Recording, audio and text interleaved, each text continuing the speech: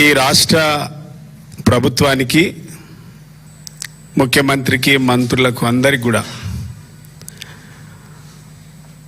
హరీష్ రావు గారు, కేటీఆర్ గారు, మా ఆర్ఎస్ ప్రవీణ్ అన్న కూడా మీ అవినీతి అంతా బయట పెడుతుండు. ఈ రాష్ట్రంలో నాకు తెలిసి 18 శాఖలలో అవినీతి బయట పెట్టిండ్రు.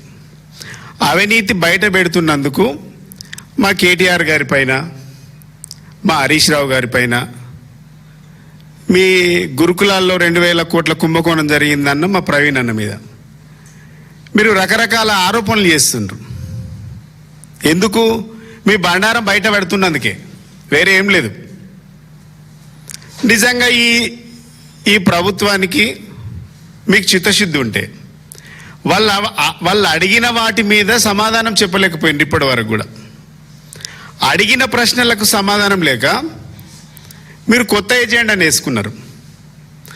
రేవంత్ పాలనలో ఎట్లుందంటే, రేవంత్ రెడ్డి పాలనలో గ్లామర్ లేదు, ఆయన మాట్లాడే భాషలో గ్రామర్ లేదు.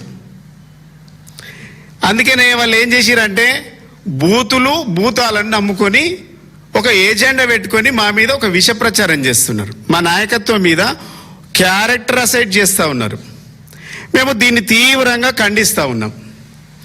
ఒకసారేమో హరీష్ రావు గారు ఎత్తు గురించి మాట్లాడిండు, మా కేటీఆర్ గారి గురించి కూడా మాట్లాడిండు.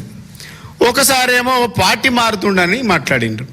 ఇలా ఏం లేక ఇప్పుడు కొత్తగా ఏం ఎత్తుకున్నారంటే క్షుద్ర పూజలు చేస్తుండని మాట్లాడుతూ ఉన్నారు.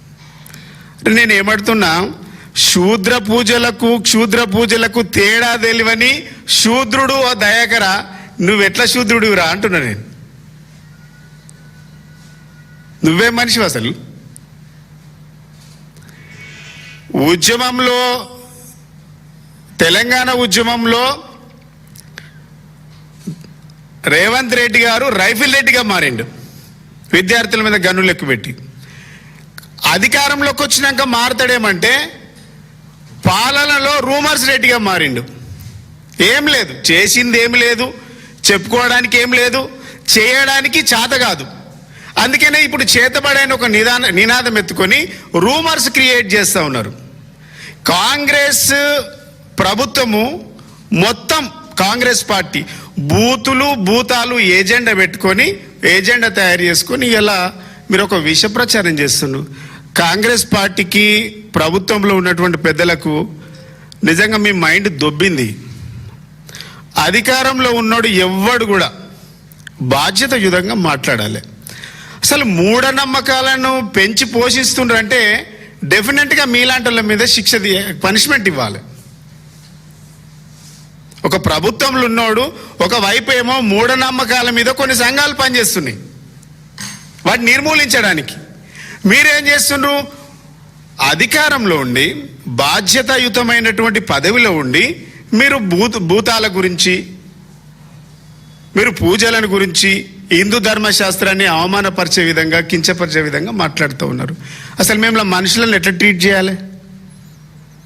అంటే మీరు హరీష్ రావు గారి గురించి, కేటీఆర్ గారి గురించి మీ కుంభకోణాలన్నీ బయట పెడితే మీరు ప్రజల లోపల లోతుకు మీ మీద వ్యతిరేకత కూరుకుపోయింది.